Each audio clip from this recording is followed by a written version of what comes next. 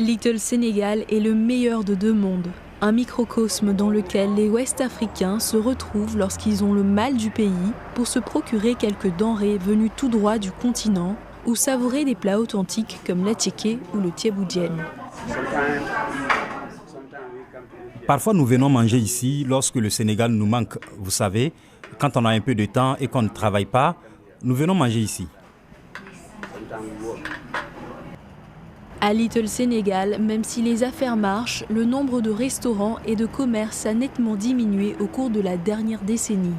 L'augmentation du prix du loyer est insoutenable pour les petits commerçants africains qui se retrouvent ainsi poussés par la gentrification vers des quartiers comme le Bronx où le loyer reste encore abordable. Pour Fatou, une immigrée sénégalaise ayant réussi à ouvrir avec sa sœur 3 épiceries sur la 116, au-delà de l'aspect économique, la fonction la plus importante de Little Sénégal est de créer un esprit de communauté. Nous proposons toutes sortes de marchandises et je pense que les gens apprécient vraiment cela. Nous essayons de le faire de la manière la plus professionnelle possible. Je pense que c'est une bonne façon d'offrir sa contribution à la communauté. L'appartenance à la communauté est également un sentiment auquel fait écho Moussa Traoré, un immigré originaire du Mali.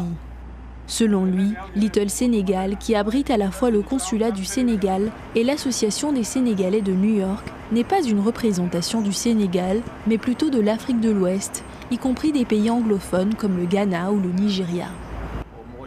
Beaucoup de personnes pensent que ce quartier est celui des Sénégalais, mais nous le considérons plutôt comme le quartier des Ouest-Africains. Il y a ici des personnes de toute la région. Certains sont venus du Niger, d'autres de la Côte d'Ivoire, des Sénégalais et des Maliens et même des Ghanéens, sans oublier les Burkinabés. Je pense que le terme Little Africa décrit mieux la réalité. Même les Américains appellent cet endroit le quartier africain, sans préciser. C'est en fait le bloc des Africains. Le quartier qui doit son nom à l'arrivée massive d'immigrés sénégalais dans les années 70 puis au début des années 90 avec l'Immigration Act ayant donné lieu à la loterie de la Green Card est effectivement de nos jours davantage un lieu de melting pot ouest-africain. Et malgré l'augmentation fulgurante du prix du mètre carré qui se voit tripler voire quadrupler à la fin du bail de location, Little Sénégal sert toujours de ciment à la communauté ouest-africaine de New York. Dili Diko, VOA, New York.